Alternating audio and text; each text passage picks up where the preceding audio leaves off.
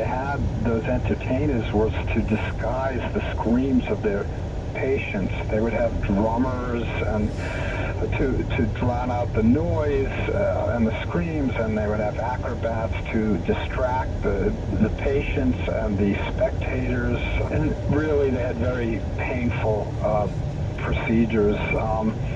If someone had a bad tooth, they would try to just yank it out with their fingers, or maybe attach a length of string to it and pull it out with the string. If that didn't work, they had this tool they called a pelican. It was a metal tool. It resembled a pelican's beak, and they'd put its claw over the tooth, and they'd twist from side to side, and hopefully that would take out the tooth and not, 2 or 3 of the surrounding teeth. That was a tool that would make a modern day dentist drill look like a day at the beach. They also did bloodletting, which they thought was good for toothache. And if the tooth was still hurting after they did the bloodletting, then perhaps they would just burn the nerves of the tooth with acid, or they would take a hot iron and stick it in there, or maybe they would just rinse your mouth out with molten gold, and maybe that really would alleviate the pain in that particular tooth, because it would give you a whole mouthful of excruciating pain. They also believed that a lot of dental problems were caused by tooth worms, which they thought were little tiny worms that were in your teeth. And they devoted a lot of their efforts to trying to get these tooth worms out of your teeth. They were invisible, but they knew they were there. They would try to smoke them out, or again, they'd try to burn them out. This is what it was like to go to a medieval dentist. Not a very pleasant experience. Oh my God. That sounds horrible. They were literally trying anything to see if it would work. Yeah, I think maybe the bad teeth was worse than the cure. Yes, and again, it would make a visit to the dentist today look like a day to the beach. Oh, absolutely. My special guest tonight is author Nathan Volofsky, and he's talking about his book, Strange Medicine, and I have more for you when we return right after this. My name is DJ. I was injured in a car accident. I called Siegfried and Jensen because the insurance company was trying to take advantage of it. Siegfried and Jensen were great at making sure that I was taken care of. Here for you whenever and wherever you need us. Siegfried and Jensen. Got work experience? At UVU, it's more than baggage. It's the key to fast-tracking your degree. With credit for prior learning, your work experience in fields like digital media, emergency services, or technology management can count toward your degree. Why wait when you can start halfway there? Pack your work experience, hop on board, and get to where you're going faster. UVU, your next stop to success. Visit uvu.edu/CPL and start your journey today. Ready to hit the road to success? With UVU's credit for prior learning, your work experience helps you navigate faster toward a degree. Whether it's strategic management, information systems, or emergency services, your experience is your roadmap. Why take the long way when you can get credit for the miles you've already traveled? Fuel your future and get credit for what you already know. UVU, where your work experience takes you further. Visit uvu.edu/CPL and start your journey today. Are you ready to take your career to new heights? At UVU, your work experience is more than just a job. So take it to earn a degree faster. UVU's credit for prior learning, your work experience will count toward your degree in fields like technology management, digital media, and more. Why start from scratch when you can bring your experience with you? Pack your experience and set your sights on success. UVU is your next destination. Visit uvu.edu/CPL.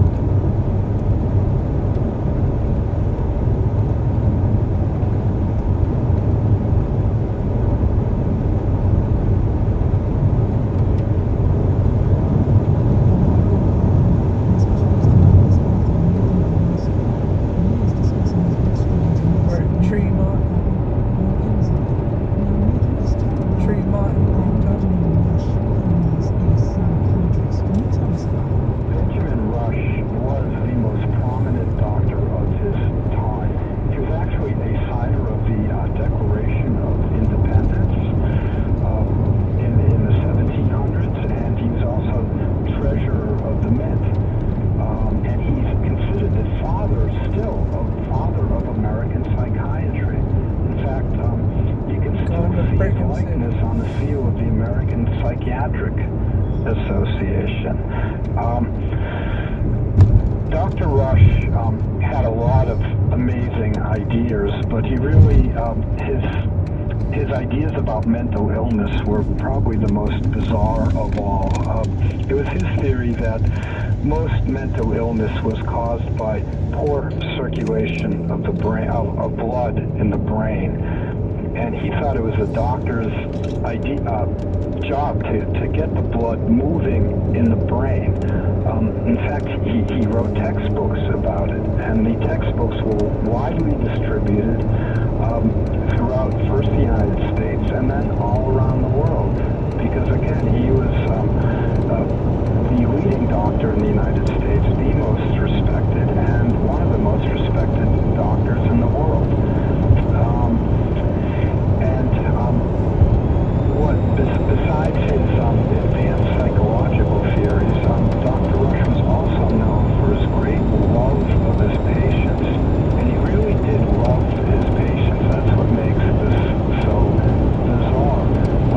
He presided over some mental institutions and clinics, and at that time it was customary to mistreat mental patients, just to treat them like animals.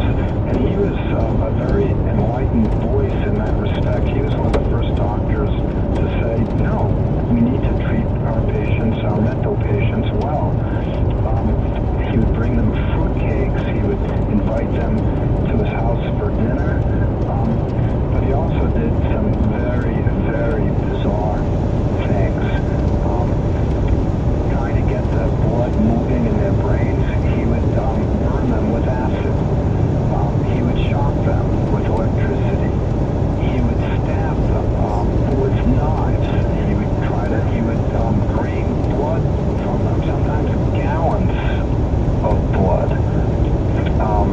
And his example was followed first in the United States and all over the world. The acid and the burning and the stabbing. He thought that would make his patients better. And what Dr. Rush was best known for was perhaps his invention of swinging therapy, swinging like swings.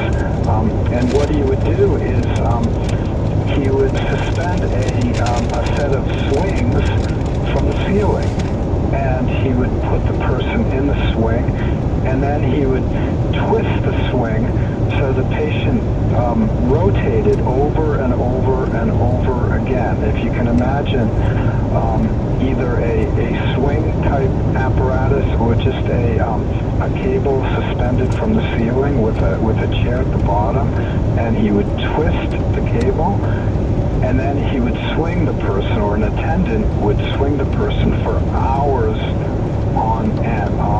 And he devised all sorts of contraptions, and we still have pictures and illustrations of these contraptions, and there are a few that are in some medical museums, and the patients would be spun sometimes for hours, all in an attempt to get the blood flowing, or to get the blood flowing in the right direction. And it was felt that these swinging sessions would help the patient.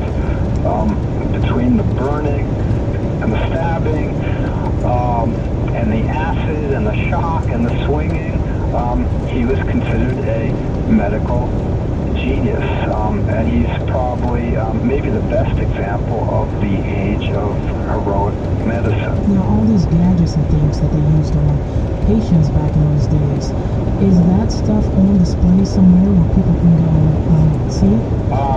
I know some of his swinging devices. I know we have diagrams, and there are a few of them in the United States, and I think in maybe Switzerland as well, where his ideas were very popular.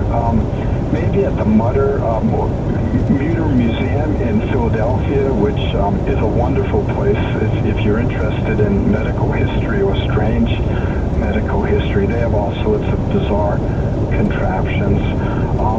But yes, these were real things, and there are a few of them that have been preserved, and just looking at at them just sends a shiver down my spine. Oh, yeah, well, I have to say, this is absolutely crazy. This is the craziest thing and the scariest thing I've ever heard. It seems like they were more focused on curing that one issue with that patient without a thought or a care about the consequences. I've never heard of such. Well, they were desperate, but they didn't think they were doing harm. They thought they were doing their patients good. And everyone else did too. They would write about it. He wrote textbooks about it. He became very celebrated. He was the Freud of his time. Shocking, it really is. Now let's talk about counter irritations. I haven't heard of this, but I did see it in your book, so can you tell us about that? Well, but the theory behind counter irritation was that doctors could stop a bigger sickness by creating a smaller sickness and distracting the body. For example, let's say a person had arthritis, terrible crippling arthritis. According to the theory of counter-irritation, if you blistered the person, and they would often do that by pouring acid on the person's arm or leg, if you created a painful, agonizing blister on the person, somehow the bad energies of the body would pour into that blister and they would flow away from the arthritis, thereby making the arthritis better. A typical blistering procedure would involve pouring acid on a patient, say on their thigh. The blister could be, let's say, anywhere from a few square inches up to, let's say, a foot square. And of course the patient would be in agonizing pain, but the theory was that they'd be in such agonizing pain from the blister that they wouldn't notice the arthritis in the rest of their body. And also the person's body would be so distracted by the pain of the blister that all those bad forces, and they wouldn't really know what the bad forces were, but in any case, whatever bad forces were in the body, they would be distracted too, and they would lighten up, and maybe the arthritis would go away. Now, of course, it never worked, but that didn't really matter to the doctors. They were in such a frenzy to do something. There was blistering, or maybe a hot iron. They would stick a hot iron, a red hot iron that they would put in a fire to get it red hot, or sometimes even white hot, which is even hotter. And they would stick it on the person's skin. Sometimes they would go right down to the bone. For example, to distract a person with a disease, maybe they would stick this hot iron, which was sort of like a branding iron. Maybe they'd stick it on the patient's forehead, go right down to their skull. And again, that was thought to sort of chase out the bad forces from the body. That was the state of medicine during the age of heroic medicine, from the late 1700s into the mid 1800s. Maybe the thing they would do the most was maybe the most bizarre thing of all. It was called creating an issue. And what that meant is they would take a scalpel-like instrument and they would carve a wound into the patient's, usually their forearm, let's say 3 or 4 inches, 5 inches. They would just slice the person's arm open. And then into that slice, into that gaping wound, they would insert dried peas, sometimes beans, but usually dried peas. And if they were dirty, even better.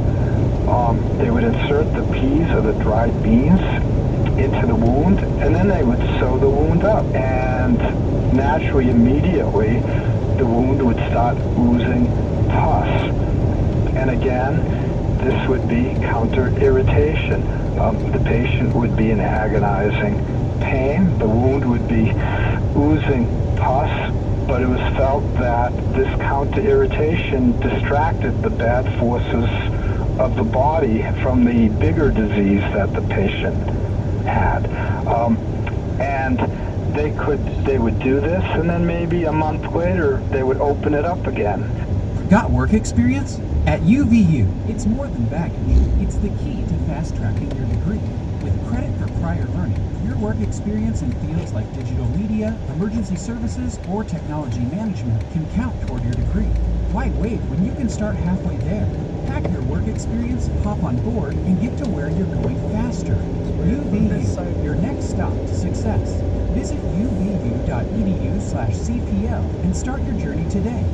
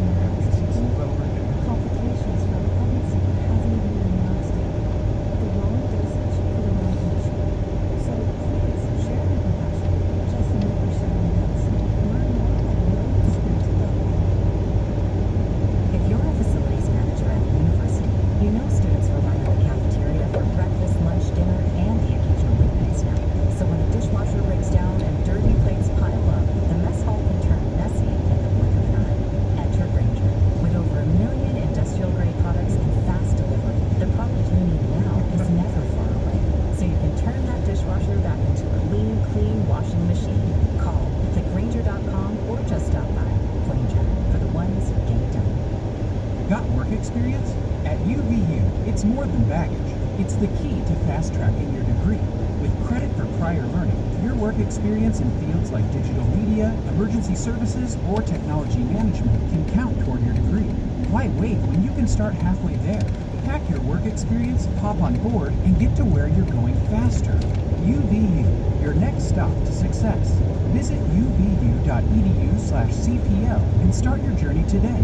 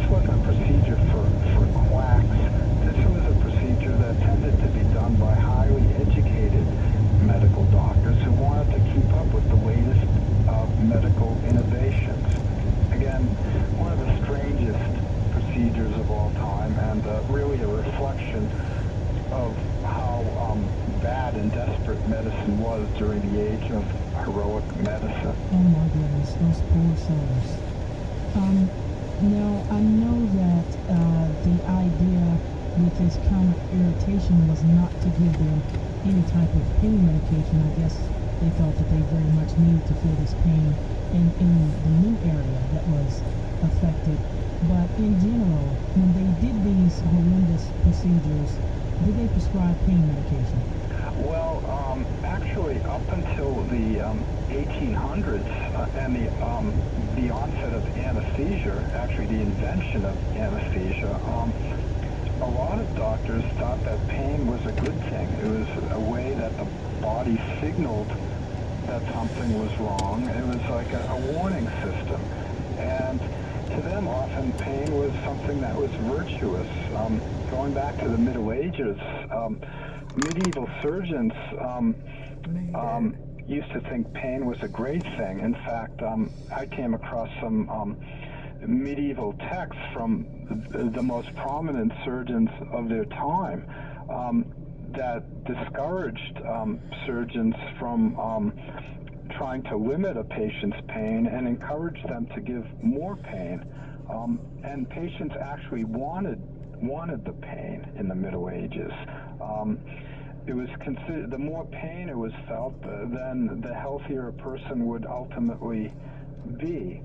There are also some religious aspects too, that that human beings, a stiff drink and alcohol was maybe the primary way to dull a patient's pain, but beyond that, it just was not considered a priority. All right, now I want to talk about the